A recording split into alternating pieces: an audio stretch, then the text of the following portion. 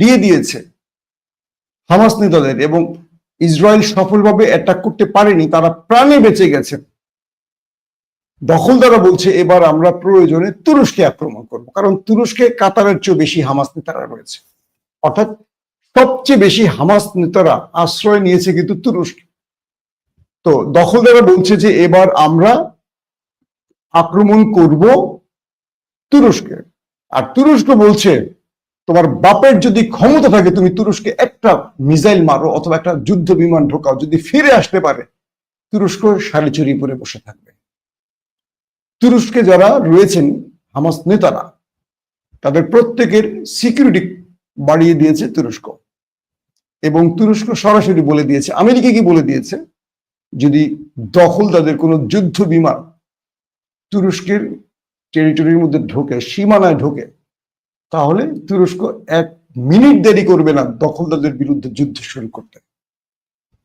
তুরস্কে যারা আছে, মানে যারা রয়েছেন, তারা তুরস্কের অতিথি, মেহমান বা নাগরিক, অর্থাৎ হামাস তো তাদের মেহমান, তাদের নিরাপত্তার দায়িত্ব তুরস্কের। আপনারা জানেন এই তুরস্কে ইসমাইল হানিয়া, খালেদ মিশাল, তারা একদম ওপেন চলেন, নামাজ পড়েন, ঘোরেন, থাকেন, তাদেরকে টোকা দেওয়ার সাহস হয় না মোসাদের। তারা সিঙ্গেল নিরাপত্তা ছাড়াই ঘুরতে পারেন, কারণ দেশটার নাম তুরস্ক।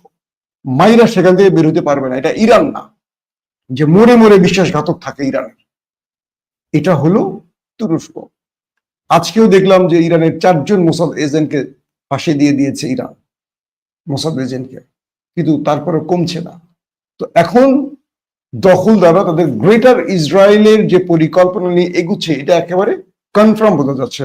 আজকে তারা মার্কিন মিত্র তাদের উপর অ্যাটাক করছে এবং বলছে আমরা আবারও অ্যাটাক করবো, মানে কাতারে আবারও আক্রমণ করব। আর কাতার যদি এই মুহূর্তে জবাব না দেয়, কাতারের জন্য সবচেয়ে ভয়ঙ্কর মেসেজ কি জানেন?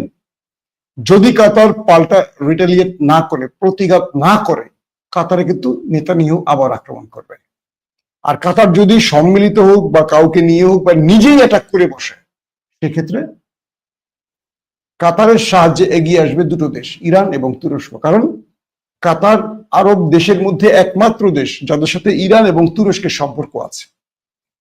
আর বাকি আরবরা ইরানকেও শত্রু মনে করে, তুরস্ককেও শত্রু মনে করে। তো কাতার কিন্তু পুরোপুরি ভিন্ন। এবং জানেন যে কাতার হামাসকে সবচেয়ে বেশি অর্থায়ন করে, আর আধুনিক অস্ত্র দেওয়ার ক্ষেত্রে সবচেয়ে বেশি সহযোগিতা করে তুরস্ক, তারপরে রয়েছে ইরান। তো যে কারণে কাতারে এই আঘাতটি করেছে এই কি বলবো ইহুদি বাহিনী। এখন কাতারের সঙ্গে মানে তুর্কি ইন্টেলিজেন্স কাতারের ইন্টেলিজেন্সের সাথে যোগাযোগ তৈরি করছে এবং তারা প্রতি মুহূর্তে দখলদাররা যেন আবার আক্রমণ করতে না পারে বা আক্রমণ করলে অগ্রিম এই তথ্য সংগ্রহ করতে পারে, সেই জন্য তুরস্কের ইন্টেলিজেন্স কাতারই কাজ করছে। এবং তুরস্ক তার দেশে বসেও দখলদারদের সকল সিস্টেমকে তারা ট্র্যাকে রাখছে যে কখন কি করতে পারে।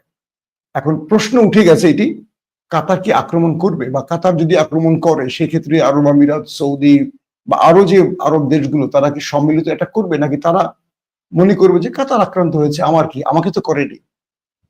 একটা বিষয় মনে রাখতে হবে, এই বিশ্বাসঘাতক আরবরা তারা ইসরায়েলের আক্রমণের শিকার হবে, যেমন কাতার হয়েছে।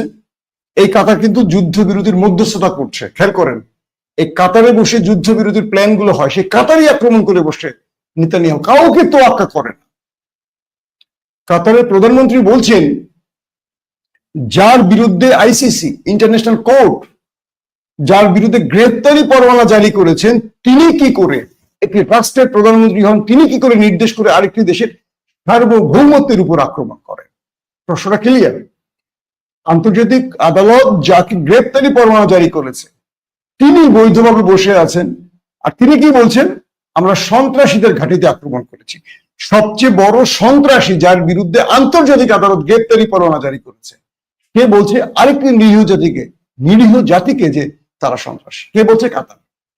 তবে মনে হচ্ছে Tamim bin Hamad Al Thani ছাড় দেবেন না, এবং যদি কাতার আক্রমণ করতে চায়, সেক্ষেত্রে তুরস্ক কাতারের পাশে থাকবে। এই মৌকাটাই চাচ্ছিল তুরস্ক, কারণ তুরস্ক দখলদারদের বিরুদ্ধে একটা যুদ্ধের প্রস্তুতি নিয়ে রেখেছে, কিন্তু একটি মুসলিম দেশ তুরস্ককে সাহায্য করেনি। কারণ তুরস্ক এবং ইসরায়েলের দূরত্ব অনেক। কোনো প্রতিবেশী আরবরা, কোনো মুসলিম দেশ তুরস্ককে তার ঘাঁটি, সেনাবাহিনী, ট্যাঙ্ক, বিমান কিচ্ছু ব্যবহারের অনুমতি দিচ্ছে না। এটাই বলেছিলেন এরদোয়ান, যে গাজার পাশে এতগুলো মুসলিম দেশ কিন্তু একটিও দাঁড়ালো না, বা একটি কাউকে সাহায্য করলো না, না মিশর, না জর্দান, কেউ করছে না।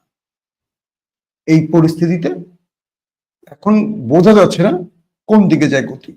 এবং আমেরিকা এখন কাতারের প্রধানমন্ত্রীর সাথে বৈঠক শেষ করে নেতানিয়াহুকে টেলিফোন করে কিছু গালিগালাজ করবে, নাকি এটার জন্য শক্ত কোনো মাসুল দিতে বাধ্য করবে, তার উপর ডিপেন্ড করছে অনেক কিছু। যদি আমেরিকা কাতারকে ধমক দিয়ে থামিয়ে দেয়, ধরে রাখে কাতারে, আরবে চায়না, রাশিয়া আসতেছে নেক্সট, আমেরিকা বিদায় নেবে মধ্যপ্রাচ্য থেকে, আমেরিকার খেলা শেষ। একদিকে চীন এবং আমেরিকা কাতার বা আরবকে ডাকছে যে আমরা পাশে আছি, কারণ এরা বেইমান না, রাশিয়া বা চীন এরা বেইমান না। রাশিয়া বেইমান না, রাশিয়া যার জন্য লড়ে জীবন দিয়ে লড়ে, কিন্তু ওরা বেইমান পশ্চিমারা। দেখেন ট্রিলিয়ন ট্রিলিয়ন ডলার নিচ্ছে, আবার কাতার থেকে একটা নতুন যুদ্ধ, একটা নতুন বিমান নিয়েছে ট্রাম্প, এক্সট্রা তাকে একটা বিমান গিফট করেছে, এই তো কয়েক মাসের আগে কথা। সেই কাতারের ভিতরে আক্রমণ করে আমেরিকার যুদ্ধ বিমান 35। অথচ যুদ্ধ অস্ত্র বিক্রির কৌশল বা নিয়ম আছে, কিছু আইন আছে। আমেরিকা বলে দেয় অস্ত্র কেনার সময় বা বিক্রি করার সময় যে আমার এই অস্ত্র আমার বন্ধুদের বিরুদ্ধে ব্যবহার করা যাবে না। তো আরবরা তো আমেরিকার বন্ধু, তাদের সাথে তো চুক্তি আছে এবং সেখানে তাদের ঘাঁটি আছে, তাহলে ইসরায়েল কি করে আক্রমণ করবে? এখন তুরস্ক যদি আমেরিকান অস্ত্র ইসরায়েলের বিরুদ্ধে ব্যবহার করে, তখন কি সেটাই শুধু লঙ্ঘন হবে আইন? কাতার আক্রমণ করবে কিভাবে? কাতারের যত অস্ত্র আছে ম্যাক্সিমাম আমেরিকান অস্ত্র, কিভাবে সেই ইসরায়েল আক্রমণ করবে? ইসরায়েল তো করে বসছে, ইসরায়েলের জন্য কোনো আইন লাগে না, জাতিসংঘ বলেন কিচ্ছু লাগে না, ইসরায়েল যা খুশি তাই করতে পারবে, কিন্তু পৃথিবীর সবার জন্য আইন লাগবে। এখন হার্ড লাইনে আছে এই পরিস্থিতিটা, আমরা দেখার অপেক্ষা আছে। আরবরা শেষ পর্যন্ত শাড়ি, ব্লাউজ, শাড়ি চুরি পরবে, লাগলে একটা ব্রাও পরিয়ে দেওয়া যায় আরবের রাজা বাচ্চাদের, বদমাইশগুলোকে, নাকি তারা একটা প্রতি উত্তর দেবে? শেখ তামিম ছেড়ে দেওয়ার পাত্র না, কিন্তু রাষ্ট্রটা হলো ছোট, তাকে কাউকে সাহায্য করতে হবে।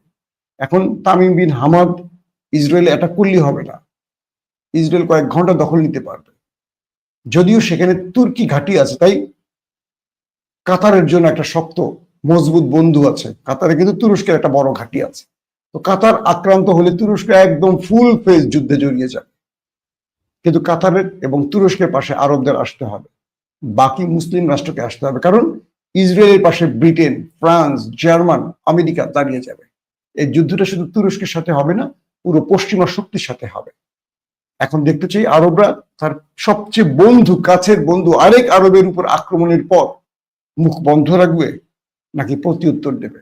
তাহলে আমরা আরবদের জন্য কিছু শাড়ি, চুড়ি, ব্লাউজ পাঠাতে পারি, যে তোমরা এগুলো পরে বসে থাকো।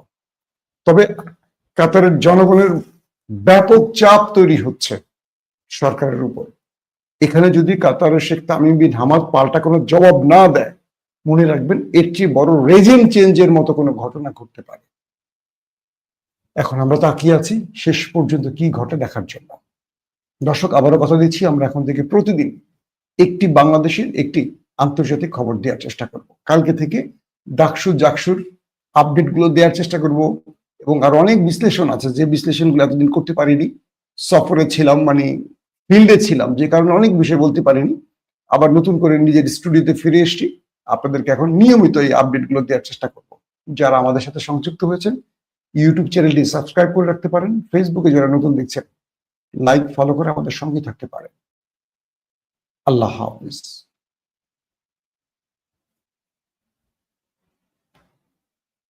ওপেন দাইস মানে সত্যকে সত্য বলা, মিথ্যেকে মিথ্যে বলা। আমরা শোনা কথা নয়, চোখে যা দেখি তাই বলি।